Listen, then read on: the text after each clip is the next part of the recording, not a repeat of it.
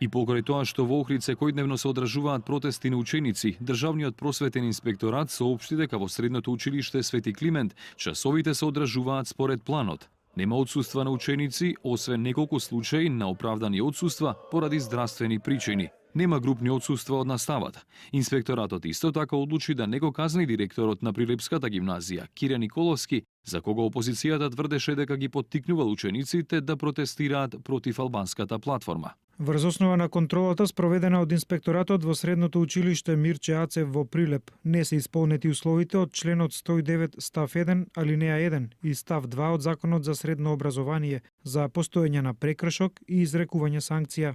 Народниот правобранител пак се сомнева во одлуката на инспекторатот. Иџет Мемети најавува постапка за утврдување на веродостојноста на одлуката на ова државно тело. Инспекторатот не смее да се однесува така и да рече дека немаме докази. Кога докази имаме, од медиумите, дури и изјави од директорите на училиштата. Секако дека Народниот правобранител врши мониторинг на работата на инспекторатот за тоа дали тие постапката ја водат законски. Од денес ние во канцеларијата на Народниот правобранител ќе отвориме постапка за Државниот просветен инспекторат, за да се утврди дали инспекторатот работи согласно законот или и тие се политизирани и се обидуваат да затворат постапки или да скријат јасни докази. Од друга страна, од детската амбасада Меѓаши вела дека учеството на деца и ученици на протести го загрозува со животот.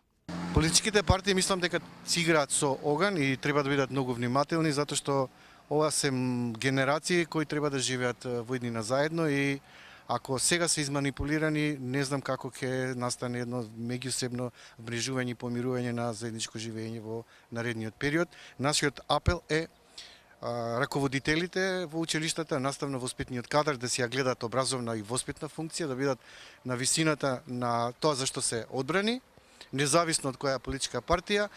Освен Меѓаши и други невладини организации и родители побараа децата да не бидат злоупотребувани за политички цели.